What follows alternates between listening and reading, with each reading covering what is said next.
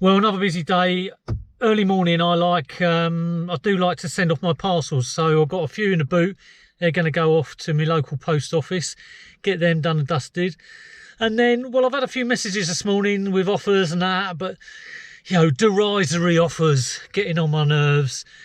And I've got a few things that have also just sold, so I haven't even packaged them up yet. So I'll show you. It's one of the best buys I think that I've had, or things I like to get when I'm at a boot fair. So I'll tell you all about that in a bit. But yeah, I'll do all that when I get back from the post office. One of my best purchases in the last year at the boot fair was the Neo magazine bundle, which I got. Probably got about 300 of these. They were blooming heavy, I know that. Almost killed me, did me back in. I think it was like 2 or 3 IKEA bags. I've got them stored up in about 4 bag for lives. The whole lot cost a fiver. It was an incredible deal. And as usual, these deals are only good if you get them at the right price. Now, they don't fly out, but I mean, I have sold a fair few. And what I love about these is when they sell, it's easy peasy to pack. So I have a load of these Amazon A3. I've got all different sizes. Basically, people give me these instead of putting them in their recycling. I've got probably about 4 or 5 people who give me that. So it just goes in there, label on it. Costs £2.50 to post. So I don't know what a fee's on a £5.99 sale. So take a quid off that is a fiver. I'm probably making like £2.50 on each one. But I've got 300 of them. So potentially that's £600 for very little outlay. A £5 outlay. I mean, you can't argue with that. Yeah, they always used to say that a good rule of thumb on Amazon, selling on Amazon, was if it can fit in a shoebox and you make money on it, it's probably worth considering if you're going around doing a bit of RA. So like those larger items are always a bit of a pain. But stuff like magazines, I think it's well worth it. If you see them at the boot fair, just have a quick check to see if there's, a bit of a market for them. But like those ones, a fiver, cannot complain at all. I'm listing a whole load of big box software today. This is all for the Atari ST. So it's one of these things. I've got loads of software I've got to get through. I will look to see if there's a good price individually. And if there isn't, sort of say if it's sort of under a tenner, I will bundle. Normally sort of under about 8 quid actually. But I've got loads of different systems. I've got Commodore 64, got Spectrum. I've even got some Dragon 32 and BBC and Amstrad stuff as well. But this Atari ST stuff, it looks like it might be a good buy, but sometimes this sort of stuff can deceive you. You think, oh yeah, big box, brilliant, and then you get it home and it's a load of rubbish. So each one will have to be researched and either decide to go individually or to bundle it up. Those eBay buyers, they really get you.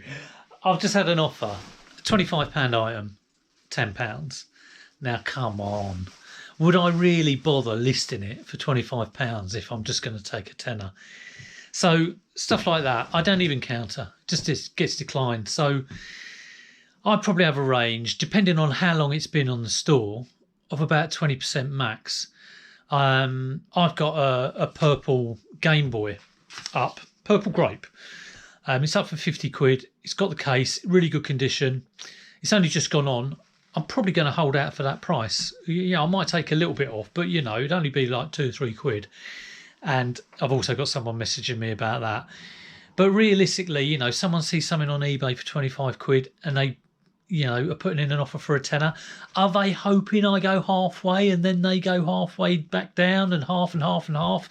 No, I just don't. And so, other times when I've had offers on, if someone's going up by 50p, I will counter decline because I just can't be doing with it.